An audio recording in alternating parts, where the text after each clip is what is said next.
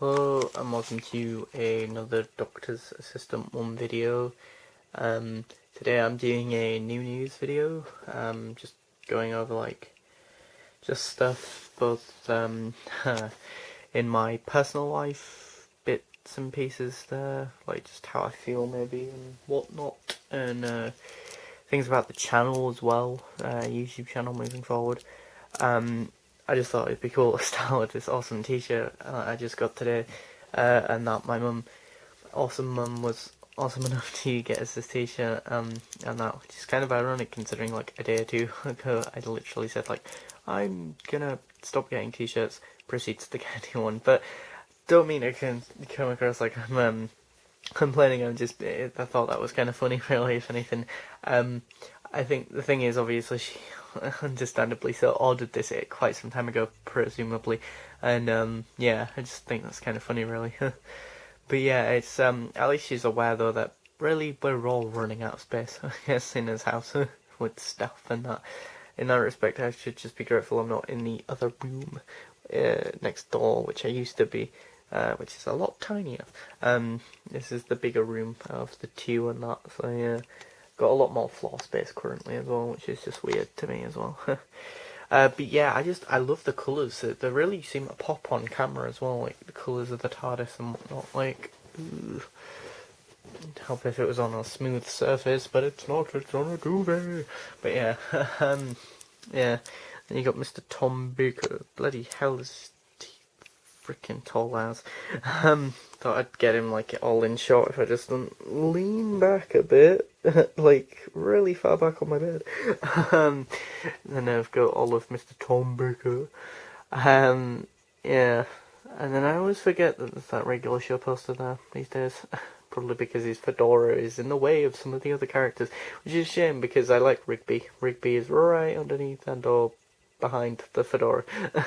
It's kind of funny though, because I'm probably more a Mordecai than a Rigby, which is ironic because, as I say, I like Rigby more as a character. Mordecai I find not very, well, I just don't find him that funny or interesting really. I mean, I do relate probably more to Mordecai in some episodes. Some episodes I kind of relate a lot to Rigby.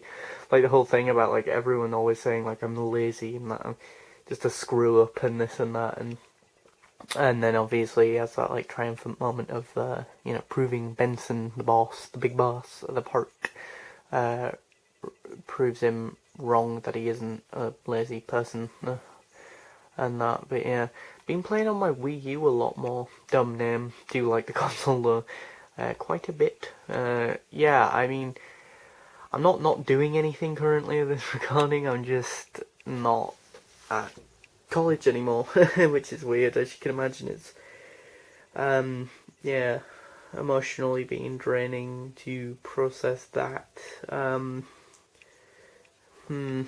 That has been challenging and will continue to be, I guess. It's just much like how if I was to go back there in September, I would have had a holiday. I'm having this holiday like how I would if I was going on another course. So basically that means that I finished my level 3 games development course that I was on. But yeah, I have very mixed feelings about it as well. It's very weird. I've been thinking about it a lot, yeah, lately. It's weird because it's the 18th of July of this recording, and it's very weird because it's like, yeah, it's the 18th of July, yep, of this recording, and it's very strange because it's like almost the end of basically July then, and we're nearly in August, which is just mad that it's almost been like a whole month since I was last at college, and that, because in my head it's like not the case, and now my stomach is hurting. Great. I've got like this really cool new Chew Aid type thing as well, by the way, which is like this, man, this is a very odd camera shot thing, Lego brick, but I can like sort of chew on it, which is really cool. I normally have this in my videos, and or just generally in life of sorts. It's just this Tangle toy. They're very, very effective, or at least I think they are anyway, but yeah. so I would highly recommend buying them. And that again, I think the colours, I just adore the colours. It does very reminiscent of like one of the comic book type thingies, like styles of sorts. But yeah, yeah. It's just very annoying though, because it's like, well, because of the way I dress, a lot of people, even now, still very often make comments about how I dress or whatever, you know, in public and that, in the outside world and public, and it's very distressing considering it's like, can you not? Like, a lot of the time people's, like, quick fix solution seems to be, oh, but why don't you just not wear that item and that, and it's like, well, why should I not be allowed to wear that item? Do you know what I mean? And I think that's why, on a personal level, I really like Doctor Who and or the Doctor. Like, he looks pretty ridiculous, but fuck it. You know, it's like, you know, regardless of whether or not you're black, white, disabled, or, you know, blind, deaf, or, you know, bisexual, asexual, you know, whatever you, sexual orientation, whatever your sexual orientation, your race, gender, ethnicity, you know, ability, as in like physical or disability or whatever, or mental or, you know, disorder in my case, is the Doctor accepts you. And I think in a time where everything seems to be hate, I think we need more sort of niceness. And that being said, yeah, I did just watch some episodes of Steven Universe, which is a very nice show, which is great. But yeah, got all my Doctor Who stuff over there, which reminds me, I just took a picture over there of that general vicinity of the room, because I didn't just take the picture of that, I did take a picture of like 3 different Master action figures, because on my Facebook group I'll be putting a picture of them there, because I'm talking about the fact that I have an idea and more of a framework than anything else to a framework towards having a master story for my Doctor Who figure adventures, and I have a framework of an episode involving the Master. I just don't know which action figure version of the Master to use. And the 3 that I had in the picture were the Roger Delgado, the original Master, Peter Pratt, but with the like seal of Rassilon, the sash, of Rassilon thing on him, and his like blaster. Which I can use, or maybe not use. I don't know, I can't get rid of the seal, the sash, because it's like glued down or whatever, or it's just so awkwardly positioned on the figure. And then there's the Geoffrey Beevers Master as well, but the face sculpts and the faces are different on both those, so that's kind of why I, you know, sort of, even though in the context of the show they are the same Master, I think, even though they're played by different people, and action figure wise the textures and the paint applications of both the figures are different enough that, as I say, that's why I had all 3 of those Masters there. But yeah, and then we've got a Dalek mosaic. Yeah, I mean, if it bothers any of you guys that I go on about this, or the National Autism Society medal-y thing that I got some time ago now, or what feels like some time ago now, if it annoys you guys or anything, it's predominantly because I go on about them. Well, I'm not saying it's predominantly because I'm deliberately trying to annoy you. Oh, this is why it annoys you. No, if it ever annoys any of you guys, sorry about that. But I think I go on about that and the other thing, and the next thing I'm probably going to show you, the 3 things in my bedroom, because they're probably the 3 things that I can think of off the top of my head that I'm most proud of, really. Which is kind of sad, really. I don't use the word proud very often in relation to myself, predominantly because the very rare times I'm not a very confident and comfortable and confident person in a lot of situations. So very rare times that I have been, or I've been more, and therefore been more emotionally vulnerable towards people. People haven't been very nice, and I don't particularly like that or care for that. Now, if someone just commented below like I'm a fucking idiot or something, like I can deal with that better because I can either ignore it, report it, or just delete it. You know, I know what options to take next moving forward with that. Whereas when people say horrible things to me in person in my face, I've thought I don't know what to do, whether it be a random person because of the way I look, or a friend, or an acquaintance, or a friend, or a best friend, or a family member. You know, all those ones very much make me very uncomfortable. But yeah, yeah, I mean, it's very unique and it's very well designed as well. I really do like that.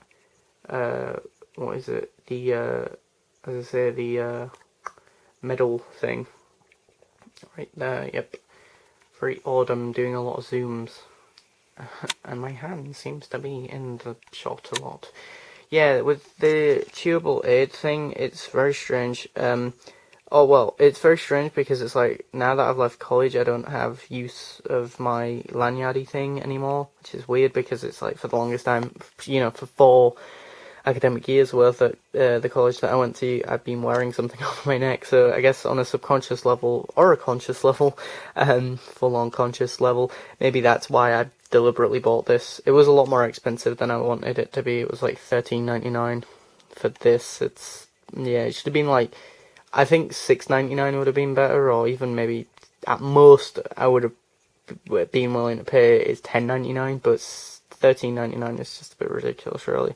I mean, then again, the alternative is that it could have just easily just like broke or snapped or whatever as soon as I bit into it, sort of thing. But yeah, it's just I found myself like chewing and or putting this in my mouth a lot, you know, when actually you're not meant to. So that's why I specifically bought one of these. That, and shout out to Katie. Her YouTube channel is Invisible Eye, because she has a lot of like chewable aid stuff. Then again, she works for does volunteering thing, and or maybe works, I'm not sure, can't remember, but for a company that is to do with selling chewy gems, I think they're called, and or jewelry even, which I think is kind of funny. Yeah, yesterday was a Minecraft day with my brother. We pretty much played Minecraft all day.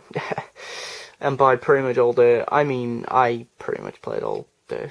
We played about like 4 hours with us, which is insane. I played about 6 hours total, because I played an hour after he'd gone, and threw in the towel, wimp. Kidding, JK. Rolling. And then I played another hour after he'd gone and left, and dropped out of sorts, and then I played another hour in my bed of sorts of Minecraft, because that's the beauty of the Switch. I can play video games in my bed, in my beddy boys. I mean, I could do that with the Wii U gamepad, but with only like a select few games and that I have got. But yeah.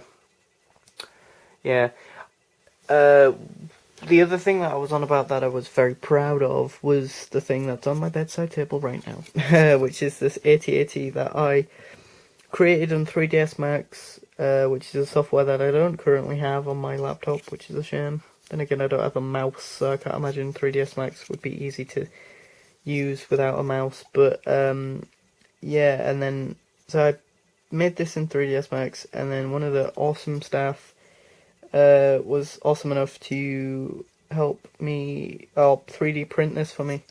We had to obviously scale it down because in 3ds Max it's like huge, but yeah.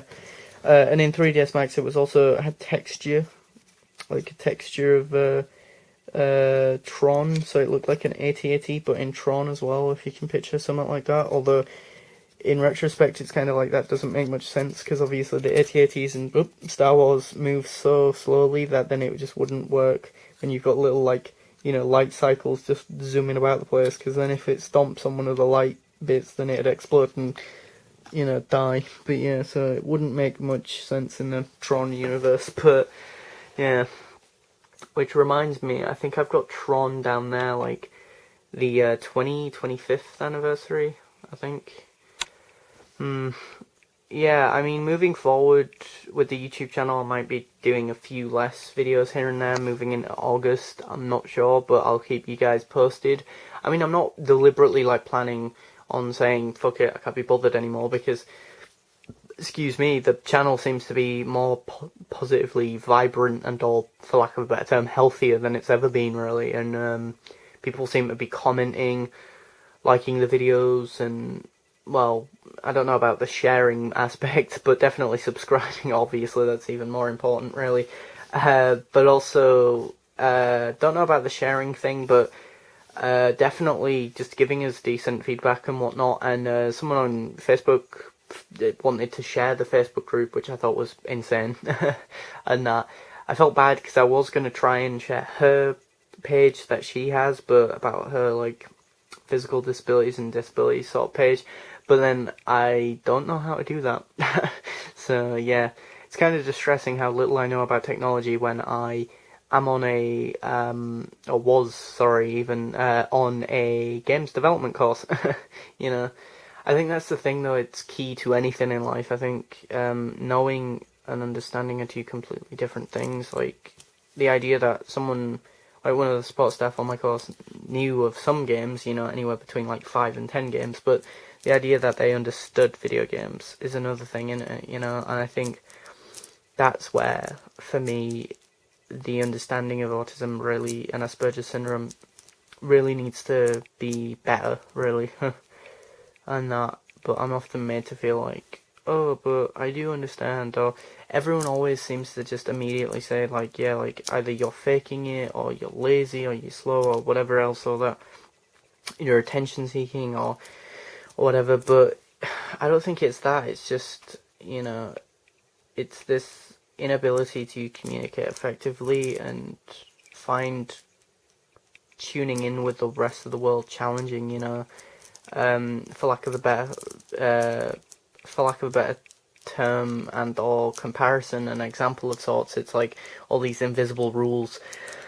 Shout out there to Michael, my friend Michael, over at the YouTube channel Nerd Central, because last time I was at his, most recently, me and him were listening to a Big Finish audio with Colin Baker's Doctor, which was like a mashup of Doctor Who meets that play about the autistic kid, and that I can't remember for the life of me what the autistic kid's play thing is called, like, but about the autistic kid even, but it was a really good mashup of the two, like, mixture of the two, and that, and the idea was, like, maybe the reason why Colin Baker's Sixth Doctor is so, for lack of a better term, and I hate saying this, but abrasive or abrupt and arrogant, is because maybe he's on the autism spectrum and that, and I was like, you know what, that might make a lot of sense, you know, or that does make a lot of sense, you know. I don't know, I think on a personal level, I think that's kind of why I so easily relate to this guy, but that don't mean that I don't like Colin's Doctor. Colin's Doctor is definitely growing on me a lot more. That being said, I do really want to get Hour of the Cybermen, but yeah, the newest release in the monthly range, I think it's the 240th release. That's insane. 240 releases there. But yeah, Hour of the Cybermen looks phenomenal, which sounds phenomenal, which, if you can believe it, yeah, it's got Colin's Doctor, who I used to not be that big a fan of, definitely growing on me, and the Cybermen. But then again, they've got David Banks as well, who I want to say is the same guy who played the Cyber Leader in Earthshock. Please do comment below if you know that, if you know whether or not that is the case. But yeah, just on my personal life, just been trying to chill out and relax as much as I can do, and for lack of a better term, as one of the better support staff and or staff at my old college would have said, you know, I'm just trying to take one day at a time. And that not easy, really, for any of us, really, not to come across like I'm bitching and moaning, but as I say, I've got, like, I can't remember if I even said this already, but I've got, I'm planning on going to this place locally to where I live called the specialist autism service, so hopefully I get to go there. Hopefully that's gonna be good. I feel positive about it, but I'm also scared and nervous and all these weird feelings I don't particularly like having or understand. I don't understand them, I don't like them, and I don't feel like I'm in control of them, in both how much I feel that emotion and the fact that I can't, get rid of it or have more of it if it's a good emotion, or have less, obviously, if it's a negative one, but yeah. Yeah, I can kind of see why people refer to this whole having autism and Asperger's syndrome as a hidden disability, but yeah. What was I going to say? Yeah, over here, there's some comic books and graphic novels and whatnot. Comment below if you want me to review this book that I got from one of the staff from college as well. The Tom Baker autobiography, which is ironic because, get this, he signed it, and not to me, but to the staff member, right? So that means that now I've got Tom Baker's autobiography, autograph even, twice, right? 2 times, but not to me. So hopefully the 3rd time is the charm, because, I'd just love to have his autograph. I was about to say autobiography. I have his autobiography, but yeah. That reminds me, I need to, well, I don't need to, but I really want to read 2 more issues of Zombie Tramp. I've been really falling behind with that series. It's coming up to its 50th issue, which is insane, and they're doing like a special with 49 and issue 49 and issue 50, so that's going to be fun. But yeah, what was the other thing I was going to say? Oh yeah, I'm going to York Comic Con in August. How ironic that my mum and me, or me and my mum, discussed and or went over doing that, or going about doing that, going there after a day or 2 after I did that My Time at Conventions sort of video, so how ironic. But I'm going to be meeting Mr. Paul McGann. That's going to be amazing. Oh my god, I can't wait. That's going to be so cool. That means that then I'll have only Tom and Peter to meet out of the classic series Doctors. Bearing in mind as well, Paul McGann is in easily my top 3 Doctors as well. Oh my god, it's going to be so cool. And Colin is there as well. I've met him already, but that's pretty cool as well. He's there. David Bradley's going to be there, the guy who played the first Doctor. Companion-wise, I'm not sure who else is there. They've got those 3 Doctors, and then I think, well, companion-wise, I think they've only got the actress who played Perry, Nicola Bryan, and that. So that's going to be cool, because I can always talk to her about that Big Finish audio episode I was just mentioning about a minute ago, about the autistic kid, because her husband wrote that, which is awesome and really cool and interesting to me.